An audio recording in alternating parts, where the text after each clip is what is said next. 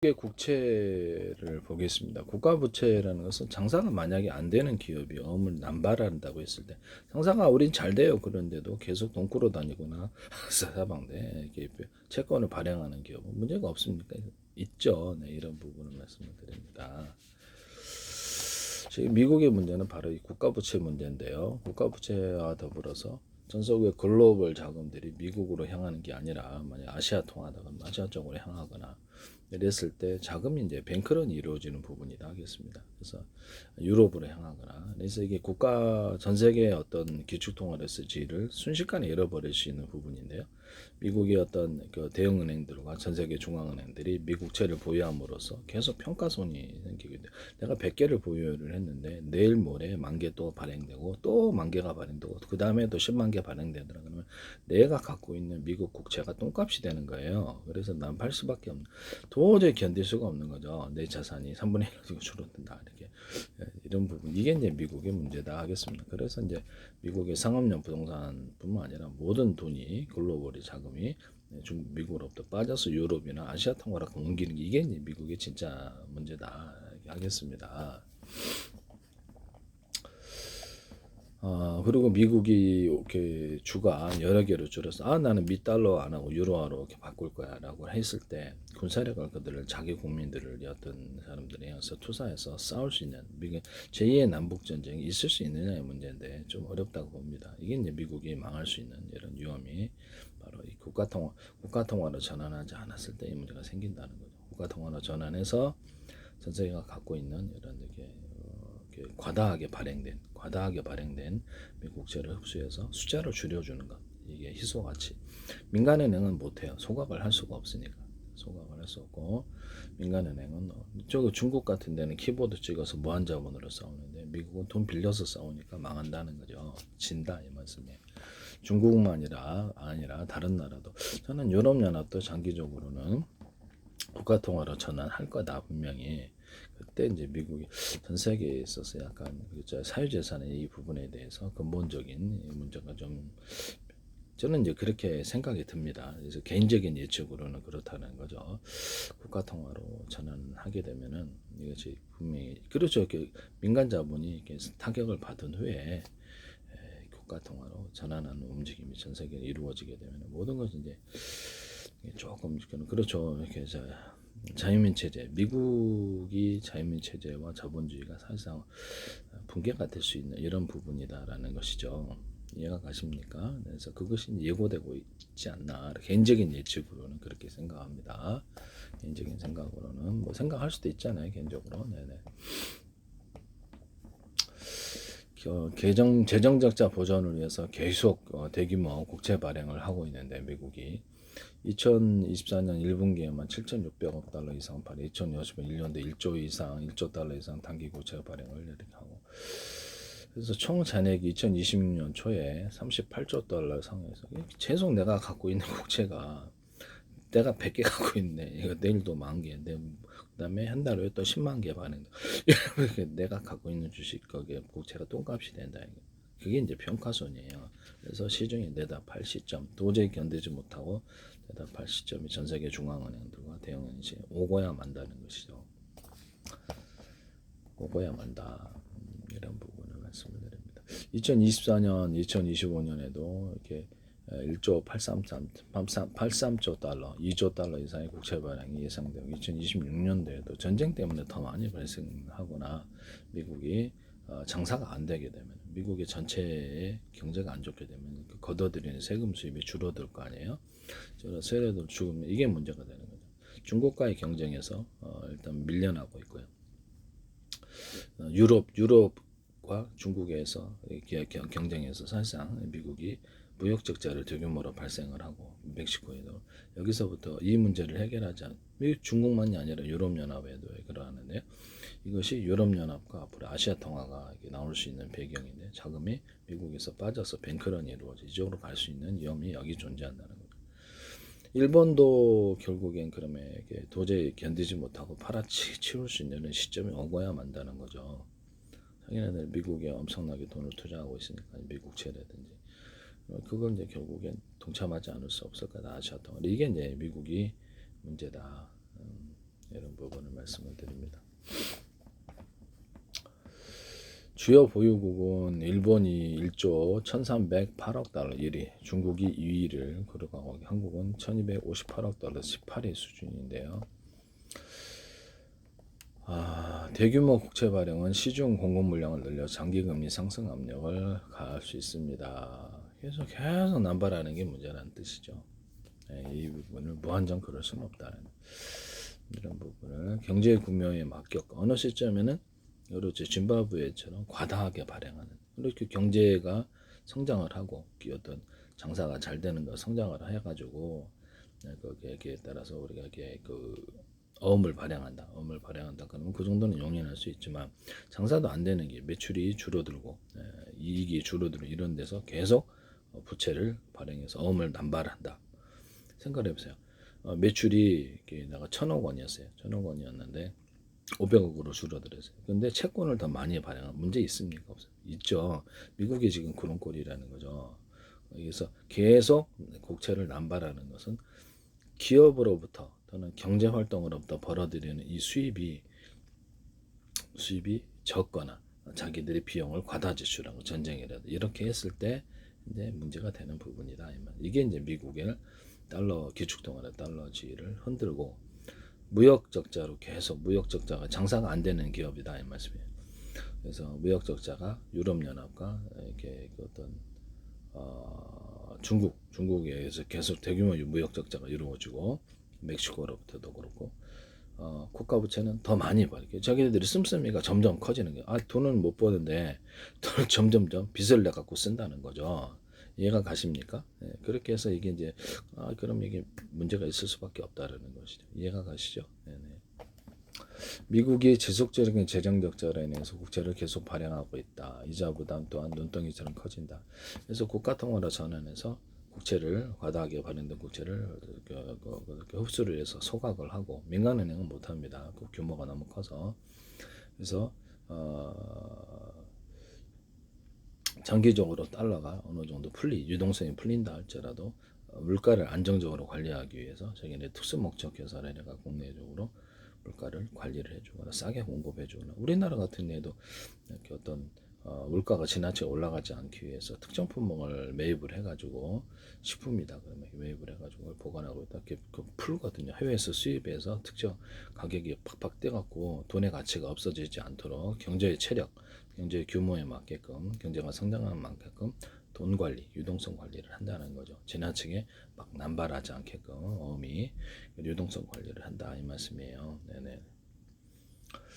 이런 부분을 그렇죠. 지나치게 국채를 막 짐바브웨처럼 막 풀어댈 수는 없는 거죠. 그래서 경제가 성장하는 만큼 이렇게 해서 그것을 한다라는 것을 말씀을 드립니다. 단기간에 그렇죠. 단기간에 확 이렇게 일어났을 때가 문제다 이 말씀이에요.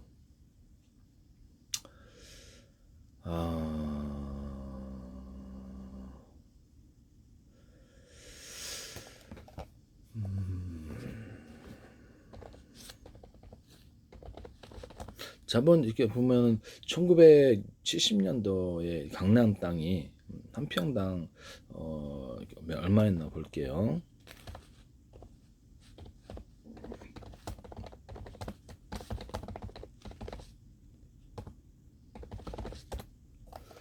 (70년대에) 1960년대 말에는 200원에서 400원이었어요 한 평당. 그래서 70년도에는 2만 원, 75년도에는 10만 원 이렇게 땅값이 79년도에 불과 5년 만에 2만 원짜리가 10만 원이 되고 79년도에 40만 원으로 치솟았습니다. 모든 대한민국의 땅이 그랬느냐? 아니다라는 거죠. 강남에 정부가 이제 개발하는 이런 강남 중심으로 개발하고자 의지를 가지고 했다. 너도 나도 샀다라는 거죠. 이해가 가시죠? 그래서 이 부분이 계속 올랐다는 것이죠.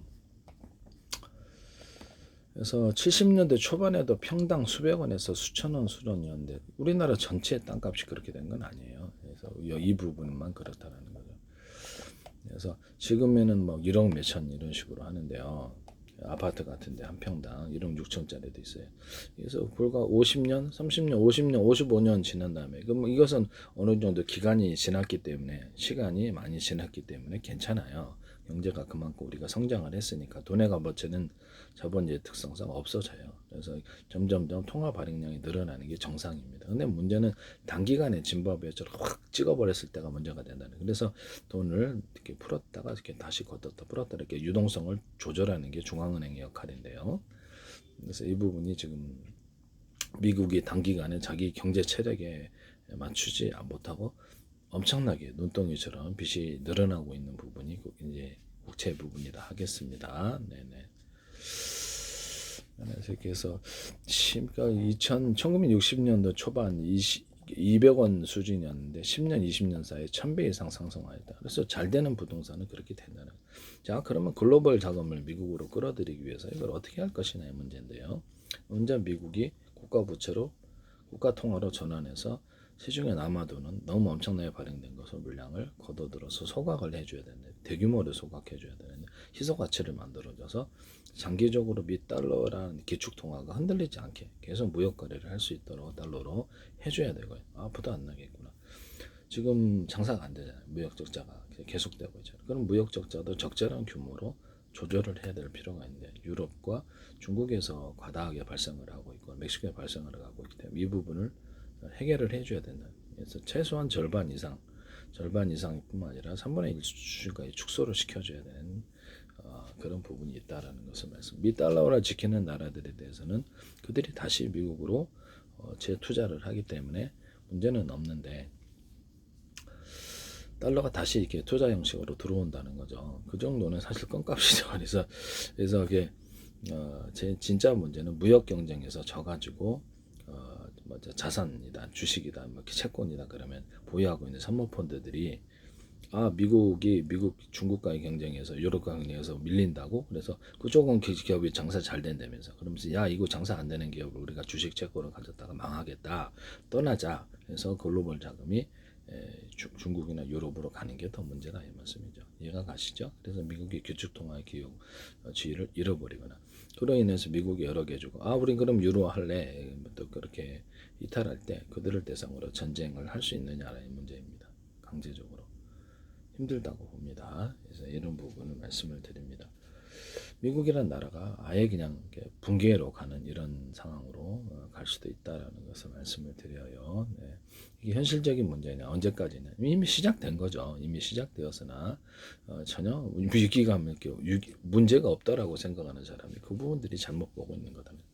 이미 달러 붕괴, 자산 붕괴는 솔직히 이제 개인적인 입장에서는 시작되지 않았나라고 저는 생각하고 있습니다. 전쟁 때문에 더 중동 전쟁이 이란의 붕괴 쪽까지 계속 해야 된다고 생각하고 있는데 아직까지는 금리 문제가 없으나 기술 부분에 있어서 무역 경쟁에 있어서 지금 저렇게 무역 수지 적자가 계속 나거나 이랬을 때가 문제가 되는 거죠. 영국이 더 문제가 될 거라고 생각하는데요. 무역 수지 적자 또는 그 경상수지 적자에도 불구하고 장기간에 자기네들이 파운드화를 그것을 채권을 발행을 해서 살았다라는 거죠. 솔직히 빚내서 산 건데요. 그래서 영국에 있는 어떤 금융기관들의 본사가 유럽으로 옮기는 움직임에 대해서 제가 말씀을 드렸죠. 그래서 이 부분이 영국이 더 파산하기가 쉽다라는 것입니다. 더구나 스코틀랜드라든지 이렇게 빠져나가게 됐을 때 유럽연합으로 한 방에 이렇게 영연방 지위를 가지지 못할 것으로 저는 생각하고 있습니다. 그래서 이 부분의 영연방 쪽을 미국이 이렇게 국가 통화를 발행을 해서 자기들이 먼저 살고 그 돈으로 미국의 영국의 파운드화를 사서 그들을 도와줘야 된다는 거죠. 그리고 무역 적자, 경상수지 적자를 해결해 줘야 되고요. 너는 자유민주주의 법치주의를 좀 더 강화시켜야 될 필요가 있다. 그 다음에 달러 표시 쪽으로 그들의 영연방까지 흡수를 하고 그 다음에 아메리칸 쪽을 전체들 알래스카 그쪽으로 화물 열차를 투고 관광 열차까지 타가지고 전 세계 관광 테마별로 해서 미국의 부동산 쪽으로 투자를 하도록 글로벌 자금이 들어오게 한다는 거죠. 그래서 테마별로 관광처럼 개발을 하고 투자붐을 일으켜 줘야 된다. 전 세계 글로벌 자금이 다시 미국으로 들어올 수 있는 이런 조치, 무역 적자를 축소를 시킨다. 또는 국가 통화로 전환해서 전 세계에 이렇게 남발하는 달러채 업체를 가지고 있어 그들이 평가선을 당하지 않도록 전체 규모를 흡수에 소각시켜서 희소 가치를 만들어서 가치를 상승시켜 준다. 또는 국가의 어떤 그 주요한 데서를 그 어떤 주요 목적 회사를 특수 목적으로 해서 국가가 물가를 전 세계 달러가 앞으로도 발행이 될 것이기 때문에 상당 기간이 그거를 물가를 인위적으로 낮춰준다. 국내에서 해야 되겠죠. 이런 부분이 되겠습니다. 그 다음에 제 기술을 사야 된다. 기술 안 사면 교육 경쟁에서 근본에 이길 수 없다. 유럽연합 유로 통화가 지금 미국 통화에 비견할 정도로 성장을 했는데요. 장기적으로 좀 이게 석유가 문제가 석유가스는 이제 끝났어요. 제가 보기에는 제 방식의 어떤 전기 생산 방식이라든지 수소 시대 등장으로 인해 사실상 끝났고 지금 갖고 있는 구형 기술들을 가지고 있는 미국의 기업과 유럽 기업 또는 전 세계 기업들의 자산 가치가 사실상 구형 기술이 돼가지고 제 말대로 맞다면 그들은 그걸 보유하고 있는 데는 팔 데가 없는 거잖아요. 전기 사지 않으니까 새로 기업을 만들어서 반도체 회사를 만들어서 그냥 만들면 되지 굳이 비싸게 이걸 살 필요가 없다 이런 생각을 갖고 있는 사람들이 있단 말이에요.